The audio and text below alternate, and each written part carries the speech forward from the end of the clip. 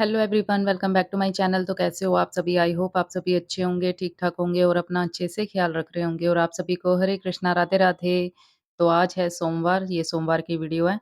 तो स्नान करके बाल-वाल बना के आ गई हूँ मैं सीधा मंदिर में और गोपाल जी को स्नान कराऊँगी। अभी थोड़ा रुक के पहले मैंने गोपाल जी को उठा दिया है, वैसे हस्बैंड उठाते हैं, आज मैंने उठाया है। तो जैसे कि आज सोमवार है, तो मुझे मंदिर भी जाना है, तो मंदिर मैं तभी चली जाऊँगी जब कन्नू को स्कूल छोड़ने के लिए जाऊँगी, क्योंकि मंदिर के सामने ही हम खड़े होते हैं जब मैं कन्नू को स्कूल छोड़ने जाती हूँ, तो इसका जो बस स्टॉप वो मंदिर का गेट ही है। तो वहीं पर जो मंदिर के गेट के सामने जो है बस रुकती है। तो जब इसको मैं सॉरी स्कूल छोड़ने जाती हूँ, तो मैं मंदिर भी जो है माथा टेक आती हूँ, भोलेनाथ जी के दर्शन भी कराती हूँ और उनको जल भी चढ़ा आती हूँ। तो श्रावण मास चल ही रहा है, तो कन्नू को स्कूल छोड़ना भी हो जाता है और मंदिर भी जाना हो जाता है मेरा। तो वैसे मैं रोज़ सामग्री नहीं लेके जाती, वैसे ही जल चढ़ा देती हूँ वहीं से लोटा लेके। लेकिन जब सोमवार होता है, तब मैं जो है सामग्री घर से ले जाती हूँ सारी। तो ये गोपाल जी की बांसुरी और झुनझुना है, इसको मैंने कल साफ करा था अच्छे से। तो इनका जो झुनझुना और ये बांसुरी है, ये चांदी के हैं, तो ये भी थोड़े टाइम बाद काली पड़ जाती है, तो इसको भी मैं जो टाइम टू टाइम साफ करती रहती हूँ। तो मंदिर के जितने भी बर्तन थे, मैं धो के ले आई हूँ और अब मैं करूँगी पूजा की तैयारी। तो ये वाला जो हैंकी है, ये मंदिर में जो फ़ोटो वगैरह जो हैं, उनको साफ करने के लिए मैंने अलग से लगा रखा है। तो जब भी हम रोज़ पूजा करते हैं, तो मंदिर में जितनी भी फ़ोटो होती हैं देवी-देवताओं की या विग्रह भी होते हैं, तो उनको साफ कर लेना चाहिए क्योंकि उनके अंदर से एक वाइब्रेशन सी निकलती है, तो धूल-मिट्टी से जो है, वो वाइब्रेशन जो होती है, रुक जाती है। तो इस करके अच्छे से जो फ़ोटो वगैरह साफ कर लेनी चाहिए क्योंकि तिलक भी लगाया होता है उनको, तो वो भी अच्छे से साफ हो जाता है। तो जैसे हम भी सुबह उठ के स्नान वगैरह करते हैं, अच्छे से फ्रेश होते हैं, तो ऐसे ही देवी-देवताओं की जो फ़ोटो होती है या विग्रह होते हैं, उनको अच्छे से साफ कर लेना चाहिए। तो ये उनका जो होता है, एक किस्म का स्नान ही हो जाता है, क्योंकि फ़ोटो को तो स्नान नहीं करवाया जाता, तो ये एक मानसिक स्नान हो जाता है। तो अच्छे से जो है कपड़े से फ़ोटो को साफ कर लेनी चाहिए देवी-देवताओं की। और अगर आपके घर पीतल के विग्रह हैं देवी-देवताओं के या लक्ष्मी गणेश जी के, तो आप उनको रोज़ स्नान भी करवा सकते हैं। तो अगर मिट्टी के हैं, तो उनको भी बस हमें पोंछना ही होता है।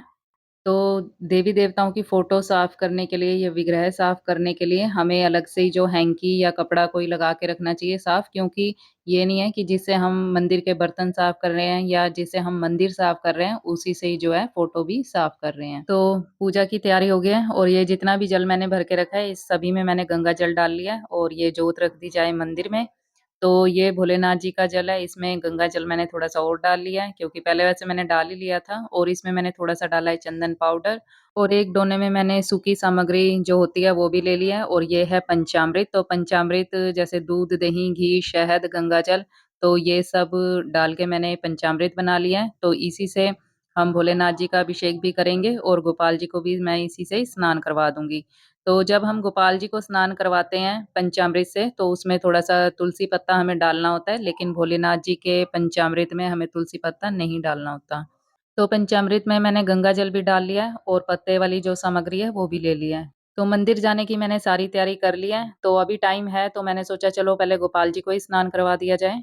तो पंचामृत से जब मैं स्नान करवाती हूँ, तो शंख से ही करवाती हूँ, तो मैंने एक शंख भर के पंचामृत ले लिया अपने गोपाल जी के लिए, ठाकुर जी के लिए और बाकी का मैंने रख दिया है मंदिर ले जाने के लिए। तो गोपाल जी के पंचामृत में तो तुलसी पत्ता डलता ही है, तो जल में मैंने तुलसी पत्ता डाला हुआ है। तो पहले गोपाल जी को थोड़े से जल से स्नान करवा दिया जाए और उसके बाद पंचामृत से। ओम नमो भगवते वासुदेवाय, ओम नमो भगवते वासुदेवाय। तो हो सकता है आपको मेरी वीडियो में बच्चों की आवाज़ आ रही हो क्योंकि गली में बच्चे खेल रहे हैं और काफ़ी शोर भी मचा रहे हैं। तो जब पंचामृत से गोपाल जी को स्नान करवाएँ तो थोड़ा-सा इनको मसाज अच्छे से कर दी जाए ताकि इनमें जो चमक है वो अच्छे से आ जाती है। तो अब करवा दिया जाए गोपाल जी को जल से स्नान। तो सोमवार को जब मैं पंचामृत बनाती हूँ, तो 2 फ़ायदे हो जाते हैं क्योंकि भोलेनाथ जी का भी अभिषेक हो जाता है और हमारे बाल गोपाल का भी जो है पंचामृत से स्नान हो जाता है। तो शिवलिंग पर कौन-कौन सी सामग्री चढ़ाई जाती है, इस पर तो मैंने वीडियो अपलोड करी हुई है, पिछले साल करी थी। तो मैं सोच रही हूँ कि इस बारी और आपके लिए एक वीडियो बना दी जाए और सामग्री भी शेयर कर दी जाए। तो जल्द ही मैं आपके साथ शिव पूजा सामग्री भी शेयर करूँगी कि मैं मंदिर में कौन-कौन सी सामग्री ले जाती हूँ और कौन-कौन सी सामग्री शिवलिंग पर चढ़ानी चाहिए और कौन-कौन सी नहीं चढ़ानी चाहिए, तो सभी शेयर करूँगी और कौन-कौन से पाठ हमें सावन के महीने में करने चाहिए, तो ये सब भी शेयर करूँगी। तो बस बाल गोपाल का स्नान, श्रृंगार सब हो गया और अब इनको विराजमान कर दिया जाए इनके आसन पर। और जन्माष्टमी भी आएगी है, तो जैसे-जैसे मैं तैयारी करूँगी जन्माष्टमी की, तो वीडियो आपके साथ शेयर करती रहूँगी। और जन्माष्टमी वाले दिन भी क्या दिनचर्या रहेगी, तो ये भी मैं जल्द आपके साथ शेयर करूँगी। और अब ये जो शंख है, ये अच्छे से सूख गया है, तो इसमें मैं चावल भर के रख देती हूँ। तो चावल मैं क्या करती हूँ, ये कटोरी में पहले निकाल लेती हूँ, गोपाल जी का स्नान फिर करवा देती हूँ शंख से। तो फिर शंख को धो के अच्छे से सुखा के और फिर इसमें मैं चावल भर के रख देती हूँ। और अब पहना दिया जाए बाल गोपाल को हार इनका और दे दी जाए बाँसुरी, झुनझुना। तो अभी ये खेलेंगे थोड़ी देर और जोत तो मैं मंदिर से आने के बाद ही जगाऊँगी। तो थोड़ा-सा कच्चा दूध रखा हुआ था, तो ये मैंने कटोरी में और डाल लिया है। तो लीजिए मंदिर से मैं आ गई हूँ और कन्नू को स्कूल भी छोड़ आई हूँ और ये है तुलसी पत्र, तो तुलसी पत्ते भी मैंने तोड़ लिए हैं और रास्ते में से ये मैं कनेर के फूल भी तोड़ के ले आई हूँ क्योंकि मंदिर के सामने ही लगे हुए थे। तो भोलेनाथ जी को काफ़ी पसंद है, तो वहाँ पर भी मैं चढ़ा के आई थी, तो मैंने सोचा चलो घर भी ले जाती हूँ। तो अब गोपाल जी को दे दी जाए तुलसी पत्र और पूजा तो मैंने कर ली है और ये जो जोत है काफ़ी गर्म हो गई है और इससे अब मैं उतारूँगी गोपाल जी की आरती। और इस जोत को जो है मैं कटोरी में ही रखूँगी क्योंकि ये जो ट्रॉली है प्लाई की है तो ये एकदम चटक जाती है क्योंकि जोत जो होती है गर्म होती है इस करके। तो बस गोपाल जी की आरती उतार ली मैंने और ये जो तुलसी पत्ते हैं मैंने अच्छे से धो लिए हैं और इनको अब अच्छे से पोंछ के रख दिया जाए क्योंकि अगर गीले ही रख दूँगी मैं तो ये तुलसी पत्ते जो हैं थोड़े से गल से जाते हैं इसलिए। तो इनको भी अच्छे से पोंछ लिया साफ हैंकी से और ये भी मैं यहीं पर रख दूँगी क्योंकि गोपाल जी को भी भोग वगैरह लगाना है, दूध का भी, फल का भी। वरना तो मैंने स्टील की एक डिब्बी लगा रखी है, उसमें भी जब मैं ज़्यादा पत्ते तोड़ती हूँ, तो उसमें भी रख देती हूँ। तो बस अब मैं कर लूँगी नित्य पाठ और जैसे कि आज सोमवार है, तो भगवती नाम वाला तो मैं रोज़ पढ़ती हूँ, भगवत गीता भी और ये जो शिव चालीसा है, ये सोमवार वाले दिन मैं पूरी बुक की पढ़ती हूँ। तो शिव चालीसा हो गई, शिव स्तुति हो गई, श्री शिवाष्टकम हो गया या रुद्राष्टकम हो गया, तो ये भी मैं पढ़ लेती हूँ सोमवार के दिन। तो रुद्राष्टकम तो मुझे मुँह ज़बानी याद है, तो जब मैं पूजा की तैयारी कर रही होती हूँ, उस समय भी पढ़ लेती हूँ या फिर बाद में भी पढ़ लेती हूँ।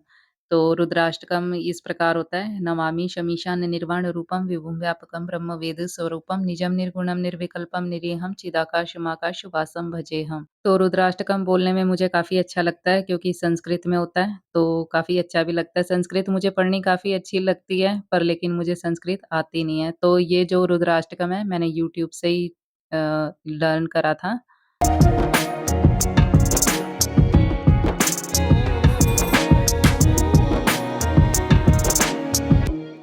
तो ये देखिए हमारे छोटे से बिहारी जी कितने सुंदर लग रहे हैं।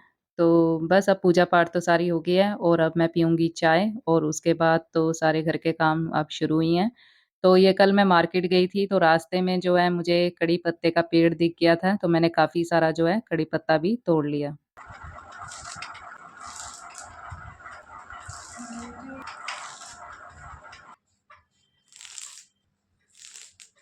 तो कड़ी पत्ता जो है मैं काफ़ी सारा ही तोड़ लाई हूँ, तो इसको जो है मैं डब्बे में भर के बंद करके रख दूँगी फ्रिज में, तो इसको धो के नहीं रखूँगी क्योंकि अगर धो के रखा तो इसके जो पत्ते हैं वो हो जाएँगे खराब। तो ये जो पेड़ है किसी के घर में लगा हुआ था, तो वो बाहर की साइड थोड़ी-सी टहनियाँ जो है लटक रही थी, तो मैंने एकदम से बड़ा लंबा हाथ करके जो है काफ़ी मुश्किल से कल इसको तोड़ा। और ये एक और चीज़ है, ये है पुदीना और मरुआ। तो मैं आपको दिखाती हूँ इसको निकाल के ही अच्छे से। तो ये पुदीना और जो मरुआ है ये मेरी मम्मी के घर ही लगे हुए हैं। तो हम तो वैसे मरुआ नहीं कहते, मैंने मरुआ इसलिए बोला क्योंकि ज़्यादातर जो लोग हैं वो मरुआ ही इसको जानते हैं, तो हमारे में तो इसको न्याज-भोज कहते हैं। तो ये न्याज-भोज होता है, तो कई लोग इसको तुलसी भी समझ बैठते हैं, तो ये तुलसी नहीं है, इसकी जो है चटनी बनती है मरुए की। तो पेट के लिए काफ़ी सही होता है, तो पुदीना भी आ गया चटनी के लिए।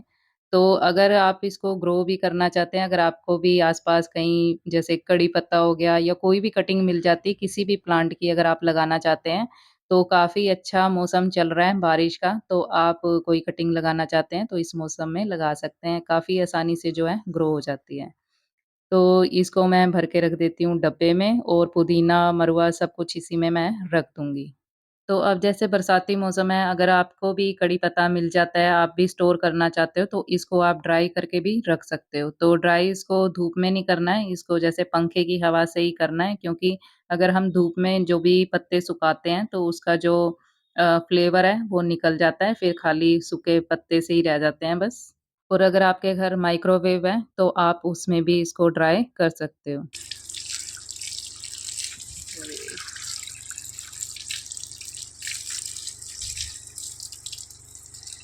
तो ये देखिए कड़ी पत्ते के साथ-साथ गेंदे की कटिंग भी मैं ले आई थी, तो इसको मैंने ग्लासी में पानी भर के और इसमें डाल के रख दिया है, क्योंकि ये जो है ऐसे ही ग्रो हो जाएगा, तो फिर इसको मैं जो है मिट्टी में लगा दूँगी। तो ये रेड कलर की डंडी वाले जो होते हैं, तो इस पे जो है डार्क कलर के जो है फ्लावर आते हैं और ये देखिए जो तुलसी का प्लांट मैंने बड़ा-सा लगाया था, तो ये भी काफ़ी हेल्दी हो गया है। तो अगर आप तुलसी महारानी भी ग्रो करना चाहते हैं, तो आप उनकी कटिंग भी जो है पानी में लगा के रखें। तो पानी में अगर रखते हैं, तो ऐसे जड़ें निकल आती हैं और फिर इसको जो है मिट्टी में लगा दिया जाता है।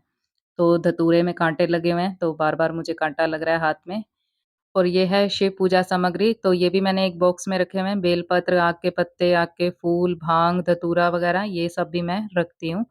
तो ये मैं इसलिए रखती हूँ क्योंकि हस्बैंड रोज़ मंदिर जाते हैं, तो वो जो ये सामग्री है ले जाते हैं। तो बस यहीं तक थी आज की ये वीडियो, उम्मीद करती हूँ आपको वीडियो अच्छी लगी होगी। अगर अच्छी लगी है तो लाइक, शेयर और सब्सक्राइब ज़रूर कर लीजिए मेरे चैनल को और मिलते हैं नेक्स्ट वीडियो में, तब तक के लिए हरे कृष्णा, राधे राधे।